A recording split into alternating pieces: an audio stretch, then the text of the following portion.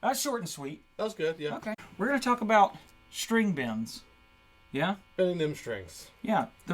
I like to tell students, especially beginner guitar students, it's really wise that they chose guitar because you can't bend strings on piano, Yeah. It hurts your fingers. It's tough. So we're going to talk about two types of bends today in particular. We're going to talk about whole step bends, which a whole step on guitar is 2 frets. Yep. We're going to talk about half step bends. Half step is 1 fret. So I like to start out right in the middle of the scale. Let's do the pentatonic at the 12th fret. So we're in E. Stop right in the middle of the scale. Yeah, right. Those 2 center notes right there. So that'll be 14th fret on the 3rd string. Yeah? Yep. And what we're going to do is if we bend a whole step, we're going to try to bend the string up until it arrives at the pitch that would be up 2 frets. So yeah, good thing to do is hit that note you want to bend up to. Right. This is really how you learn pitch. You strike the note first. So if you want to bend 14th fret on the 3rd string, you should move up to the 16th fret on the 3rd string and hear that note. And then when you drop back to the 14th fret, you're trying to hit that same pitch, right? Right. So this is also a good way of training your ear. It is good ear training, yeah. You're not really just learning how to bend strings. You're learning how to recognize pitches, whole tones, and half tones. Learning to listen. Yeah. So this little exercise helps you learn how to bend strings.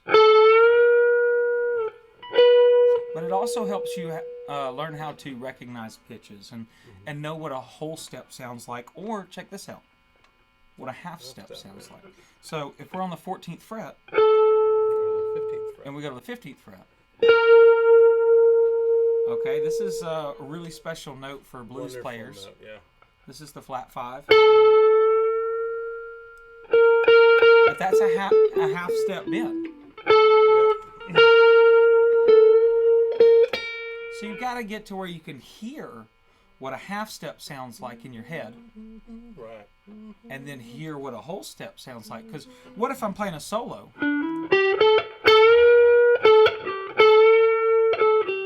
What if I want to do a lick? A lick, right? Just basically like a musical phrase. And what if I want to add a whole step bend? And then a half step bend. Ooh, that was... Oh, man, don't do that. Ew, look at his face. Oh, I'm smelling the skunk. Y'all smell that skunk?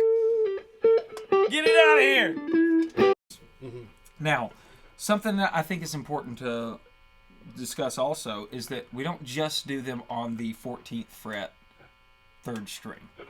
Do them really anywhere. Yeah, you can. But what I want to do is go across just the bottom 3 strings. Yeah. So if everybody knows the pentatonic scale, what we're going to do, we did the 14th fret, 3rd string. Now we're going to do 15th fret on the 2nd string, which is the highest note on that string. Do that a whole step.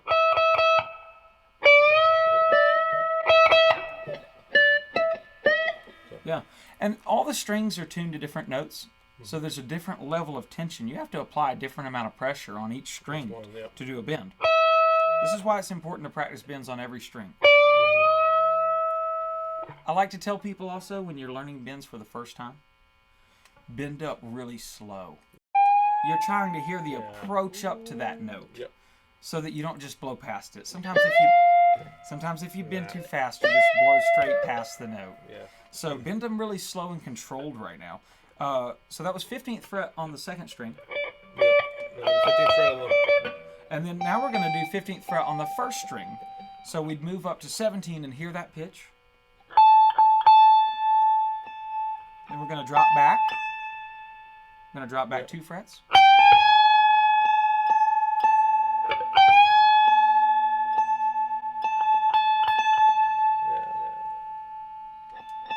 Eureka. So when we're looking at string bends, we're going to put the thumb over the top of the neck and keep a lot of bend in all three of these fingers. I tell students to put all three fingers on the same string so that you can secure it, like right behind the same note. Never bend with one finger. Yeah. That's, the string will slip out from underneath you. It's also, you don't have near as much strength. Right. It's a real weak position. You really want to press with all three of the fingers. Yeah, you're applying pressure with all three fingers, pressing down, but also pressing up, right? Right, yeah. So the reason we put the thumb up top is so that when we apply pressure up, we're actually squeezing the thumb down a little bit at the same time. Mm-hmm. And this gives you more leverage to push the string up, a lot more strength. One thing that I also see a lot of people do is flatten these three fingers. Yeah. Don't ever let these knuckles get flat. No. If you do that, you have no strength in your hand anymore. And it's just going to slip out from under you. It'll slip out. It's not a secure position. So the next thing that we're going to talk about is vibrato. Yep. Vibrato is... Or shaking the string. Jiggly string. Some of my students, they see me do it, and they're like, "Ooh, what is that? I like jiggly string, mister."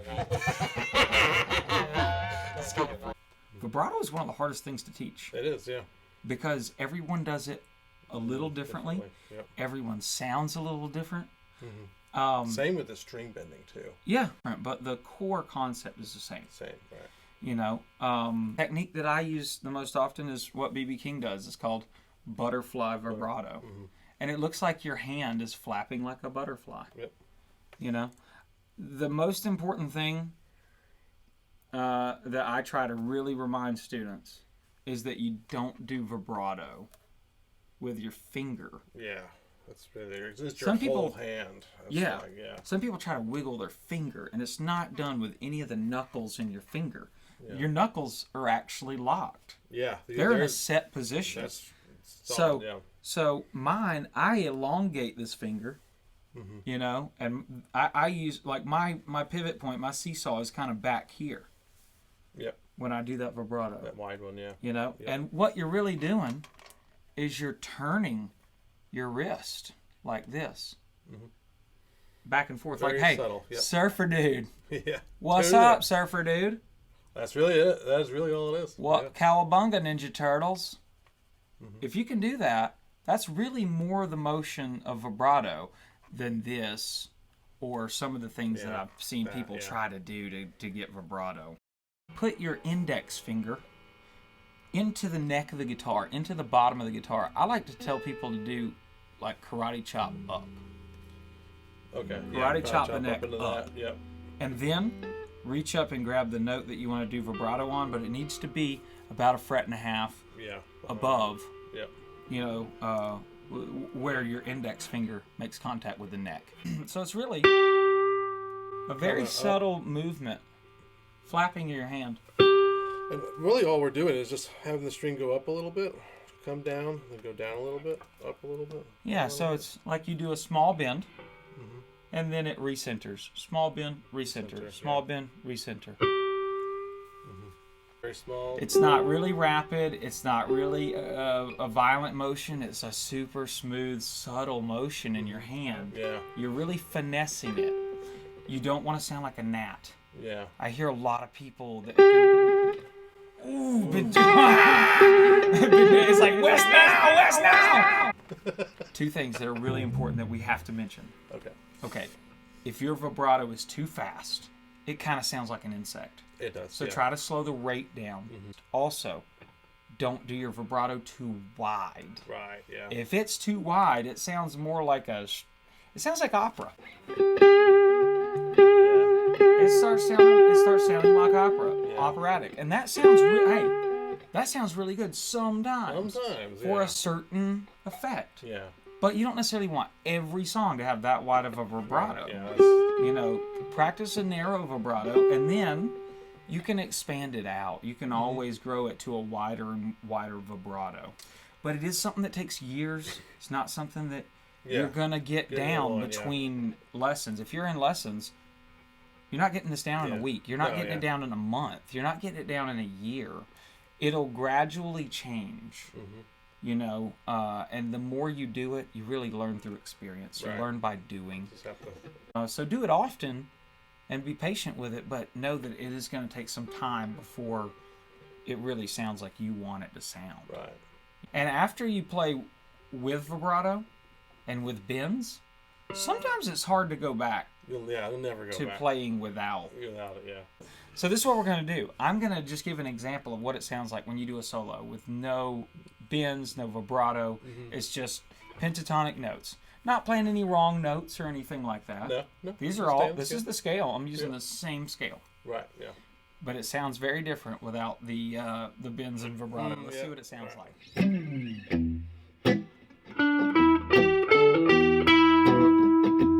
I want to do it. Oh man, this is horrible, Matt.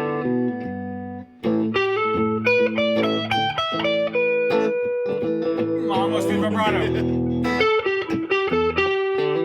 I mean, that's pretty dry. All right, here we go.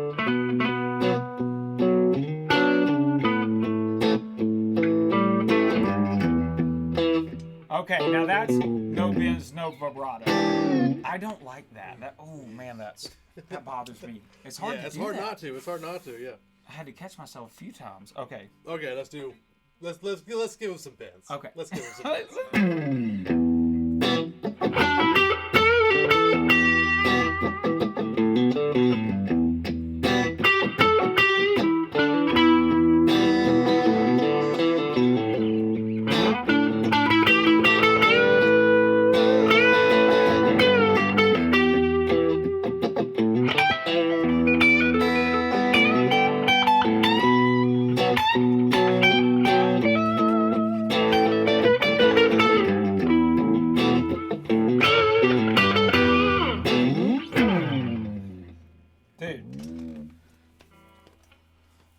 So, turns out, solos are better with bends and vibratos. Yeah. Little Carlos Santana.